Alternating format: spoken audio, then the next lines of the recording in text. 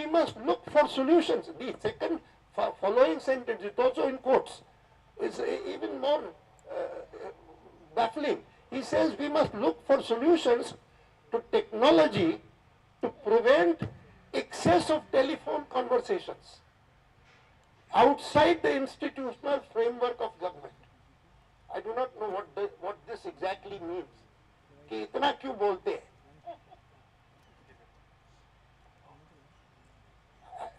Are these matters about which the Prime Minister should be worried? I don't understand.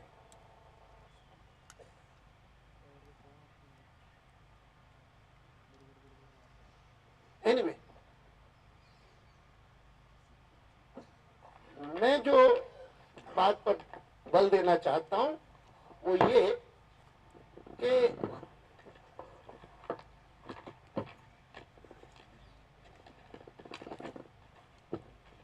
जिस दिन लोकसभा अध्यक्ष ने सभी पार्टियों के नेताओं को बुलाया था, आमंत्रित किया था इस महीने के आरंभ में, उसके अगले दिन हम एनडीए के लोग आपसे मिले थे और आपको हमने कहा था कि ये तीसरा प्रयत्न था गतिरोध को दूर करने का। पहले 2 वित्त मंत्री ने किए थे, लोकसभा सदन के नेता, और उसमें सफलता नहीं मिली थी, तो इस बार लोकसभा स्पीकर ने बुलाया था। सदन के नेता भी उसमें उपस्थित थे, लेकिन दोनों सदनों के पार्टियों के नेता उसमें भाग लिया था और उससे भी गतिरोध दूर नहीं हुआ था। हाँ, बावजूद इसके कि विपक्ष के नेता, लोकसभा में विपक्ष के नेता ने बड़े बल के साथ कहा था कि हमारी रुचि है कि सदन की कार्यवाही चलनी चाहिए, बहुत सारे विषय हैं जिन पर हमको चर्चा करनी है, और वो चर्चा जो है, क्योंकि ये भ्रष्टाचार के संदर्भ में जितनी थोड़ी बहुत चर्चा इधर उधर भी होती थी वो ज्यादा 2G की ही होती थी, 2G के स्कैम की, स्पेक्ट्रम स्कैम की, क्योंकि उसके बारे में सीएजी ने जो फिगर दी कि उसके कारण सरकार को कितना नुकसान हुआ, वो शॉकिंग था। वो था कि 1.76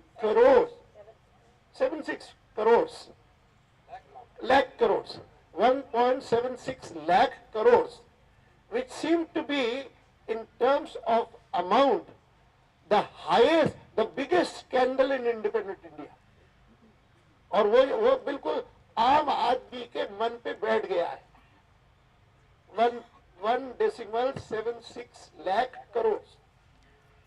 ये बात अलग है कि इस सत्र से पहले जितने महीने कॉमनवेल्थ गेम्स की चर्चा चली, तो दिल्ली में और कुछ विषय था ही नहीं, जैसे मानो कि उसमें कितना भ्रष्टाचार हो रहा है, भयंकर भ्रष्टाचार हो रहा है, इसी की चर्चा चलती रही।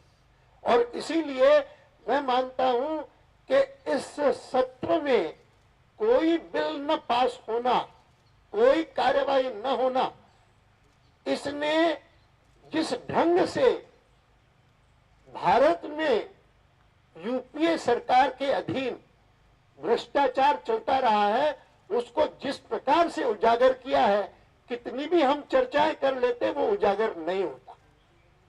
It would have meant that the issue of corruption would have been talked out, अगर चर्चा भी करते। इसीलिए आज जब सरकार प्रयत्न कर रही है, प्रधानमंत्री भी और कांग्रेस पार्टी की अध्यक्षा भी, कि पूरा का पूरा दोष संसद की कार्यवाही न चलने का हम पर डाला जाए और कहा जाए कि इसके कारण इतने करोड़ रुपए बर्बाद हुए। हम उनसे पूछना चाहते हैं कि हमने अगर कार्यवाही नहीं की और उसके कारण कंट्रोलर एंड ऑडिटर जनरल द्वारा कही हुई बात कि 2G स्पेक्ट्रम स्कैम में और सरकार को और देश को 1.76 लाख करोड़ का घाटा हुआ है। ये उजागर हो सकता था अगर हम न करते। और मैं तो ये भी कहता हूं कि जितना कांग्रेस सरकार का हमने भ्रष्टाचार के इश्यू को लेकर के विरोध किया इस सारे सत्र में, वो अगर विरोध न करते तो क्या राजा को हटाया जाता? क्या उत्तर प्रदेश की महाराष्ट्र के मुख्यमंत्री को परिवर्तित किया जाता? क्या तो चाहे उनको कोई छोटा ही पद है सुरेश कलमाड़ी जी को, लेकिन क्या सुरेश कलमाड़ी जी को उस पद से भी हटाया जाता? लेकिन ये सब कुछ होने के बाद भी बेनिफिशियरीज कौन कौन है इसका पता नहीं लगा। और मैं मानता हूं कि जब हम इतना कठोर स्टैंड लिए हुए हैं इस विषय पर, तो उसका कारण है कि हम चाहते हैं कि कौन कौन बेनिफिशियरीज हैं जिनको ये प्रोटेक्ट करना चाहते हैं। आखिर तो दूसरा कोई कारण नहीं समझ में आता कि भले चाहे सदन पूरा सत्र जो है वो एक दिन भी न चले, हमको कोई परवाह नहीं, लेकिन हम ज्वाइंट पार्लियामेंट्री कमेटी की मांग इस यूनानिमस इनकी विपक्ष की, और वो हमारी यूनानिमस विपक्ष की मांग नहीं है।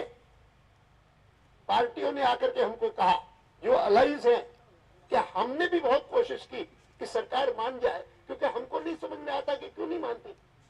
कोई एक कारण नहीं बता सकी सरकार कि ज्वाइंट पार्लियामेंट्री कमेटी क्यों नहीं होनी चाहिए।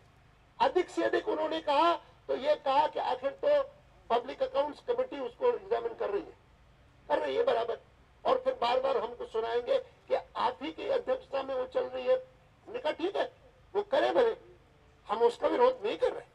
हम कह रहे हैं कि पब्लिक अकाउंट्स कमेटी अगर, क्योंकि पब्लिक अकाउंट्स कमेटी स्वाभाविक रूप से जो भी कंट्रोलर एंड ऑडिटर जनरल अपनी रिपोर्ट देता है उसके आधार पर अपनी कार्रवाई करती है, वो करेगी।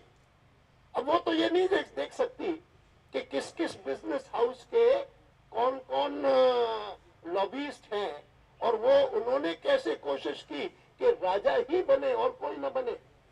डीएमके